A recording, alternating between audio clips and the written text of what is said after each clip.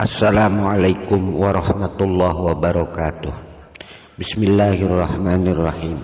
Selamat berjumpa kembali dengan channel dakwah Khazanah Menggapai Ihsan, ruang tanya jawab seputar khazanah keilmuan Islam. Untuk kemajuan channel dakwah ini, kami mohon bantuan dan dukungan dari para saudaraku sekalian dengan cara subscribe channel ini, berikan like, serta tinggalkan komentar terbaik Anda pada setiap video yang kami kirimkan. Silahkan juga tuliskan pertanyaan terbaik Anda di kolom komentar untuk kami angkat menjadi materi pada postingan Khazanah Menggapai Ihsan berikutnya. Dan terima kasih sebelumnya. Para saudaraku sekalian, terkait masalah syariat sebagai jalan menuju hakikat, kami bersama tim berhasil mengumpulkan beberapa pertanyaan. Pertanyaannya, apakah mungkin seseorang yang mencapai hakikat tanpa melalui kedisiplinan syariat secara utuh? Ataukah klaim hakikat tanpa syariat justru merupakan bentuk penyimpangan yang halus? Para saudaraku sekalian, jawaban tegasnya adalah tidak.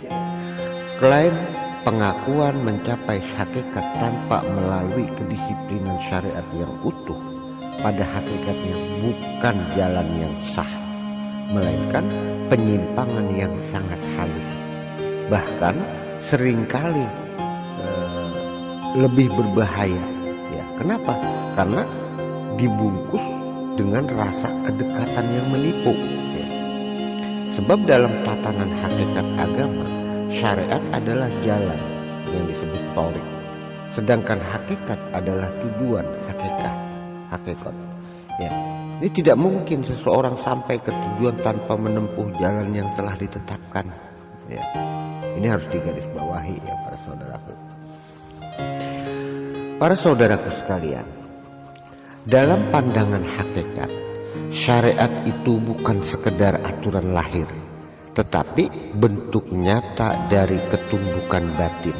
Ya, ia adalah medan ujian dari kejujuran hati. Maka siapa yang meninggalkan syariat, sejatinya ia sedang meninggalkan sarana yang Allah tetapkan untuk membersihkan dan menundukkan jiwanya. Klaim hakikat, pengakuan hakikat tanpa syariat sering muncul dari jiwa yang ingin merasakan hasil tanpa mau menjalani proses pengujian. Allah menegaskan bahwa jalan menuju kepadanya adalah melalui ibadah yang benar. Wa ani'buduni hadza siratum mustaqim, dan sembahlah aku, inilah jalan yang lurus. Ya. Ini disebutkan dalam Quran surah Yasin ya, ayat 61 seperti itu. Para saudaraku sekalian, ayat ini dalam dimensi hakikat menunjukkan bahwa ibadah yang sesuai dengan tuntunan syariat tentunya adalah jalan lurus menuju kepada Allah. Tanpa ibadah yang benar, tidak ada lintasan yang sah menuju kedekatan kepadanya. Maka siapa yang mengaku sampai kepada Allah tetapi tanpa ibadah, hakikatnya ia sedang berjalan di jalan yang pada hakikatnya ia tidak sedang berjalan di jalan yang lurus, melainkan mengikuti lintasan hawa nafsunya sendiri. Ya, lebih jauh lagi Allah mengingatkan bahaya mengikuti rasa tanpa bimbingan wahyu. Afara'aita man ittakhadha ilahahu hawahu, tidakkah engkau melihat orang yang menjadikan hawa nafsunya sebagai Tuhannya? Ya, Quran surah Al-Jasiyah ayat 23 seperti itu. Para saudaraku sekalian, dalam cahaya hakikat, ayat ini sangat dalam. Ya. Ketika seseorang meninggalkan syariat tetapi masih merasa dekat, besar kemungkinan yang ia ikuti itu bukan cahaya ilahi, melainkan hawa nafsu yang tersamar sebagai ilham. Disinilah letak penyimpangan yang halus, tidak terasa sebagai kesalahan, justru dianggap sebagai kebenaran. Rasulullah Shallallahu Alaihi Wasallam juga menegaskan bahwa seluruh jalan keselamatan harus mengikuti beliau. Man amila amalan laisa alaihi amruna fahuwa raddun. Barang siapa yang melakukan suatu amal yang tidak sesuai dengan urusan atau ajaran kami, maka ia tertolak. Ini disebutkan dalam hadis riwayat Muslim.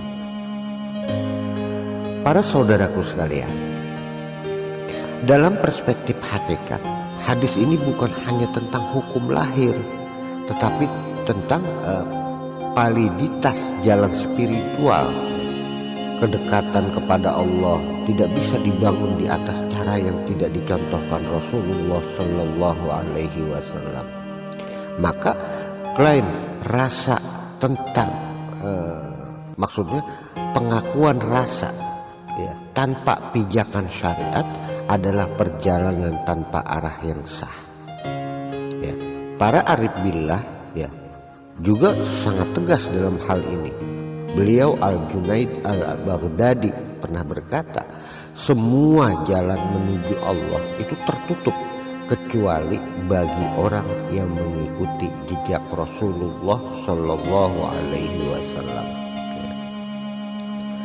Para saudaraku sekalian, ucapan ini menunjukkan bahwa hakikat bukan wilayah bebas yang bisa dicapai dengan intuisi semata, tetapi merupakan buah dari ittiba, dari lir Rasul, dari mengikuti Rasulullah Shallallahu Alaihi Wasallam. Bahkan semakin dalam hakikat seseorang, semakin kuat keterikatannya pada syariat, bukan sebaliknya, malah semakin lepas darinya. Ya. Para saudaraku sekalian, dalam dimensi batin yang lebih halus, orang yang benar-benar mencapai hakikat justru akan merasakan rasa malu dan rasa takut untuk keluar dari syariat. Ya. Kenapa?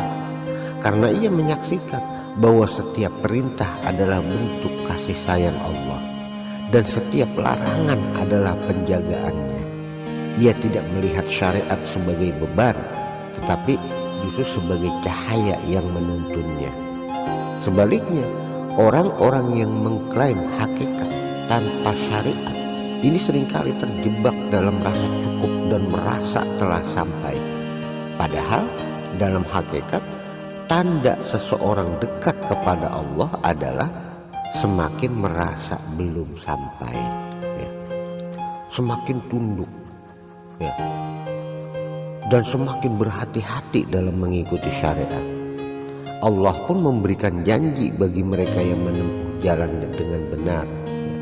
Wallazina jahadu fina lanahdiyannahum subulana. Dan orang-orang yang bersungguh-sungguh di jalan kami, pasti kami akan tunjukkan kepada mereka jalan-jalan kami. Ini disebutkan dalam Quran surah Al-Ankabut ayat 69. Para saudaraku sekalian, ayat ini menegaskan bahwa hakikat adalah hasil dari mujahadah, hasil dari kesungguhan dalam syariat. Ia bukan sesuatu yang diklaim, bukan sesuatu yang diakui, tetapi dianugerahkan setelah seseorang menempuh jalan dengan disiplin dan kejujuran. Ya. Maka secara hakiki dapat disimpulkan, hakikat tanpa syariat bukanlah puncak, ya, melainkan ilusi. Sedangkan syariat yang dijalani dengan jujur, yang disertai dengan hakikat ini akan membuka pintu menuju hakikat secara bertahap. Ya. Barang siapa yang benar dalam jalannya, ia akan sampai. Dan barang siapa yang merasa telah sampai tanpa berjalan, maka sejatinya ia sedang tersesat tanpa menyadarinya. Demikian para saudaraku, mudah-mudahan apa yang kami sampaikan ini benar-benar membuahkan manfaat dan maslahah serta barokah bagi kita semua. Amin ya rabbal alamin. Lebih kurangnya kami mohon dibukakan pintu maaf yang sebesar-besarnya. Wassalamualaikum warahmatullahi wabarakatuh.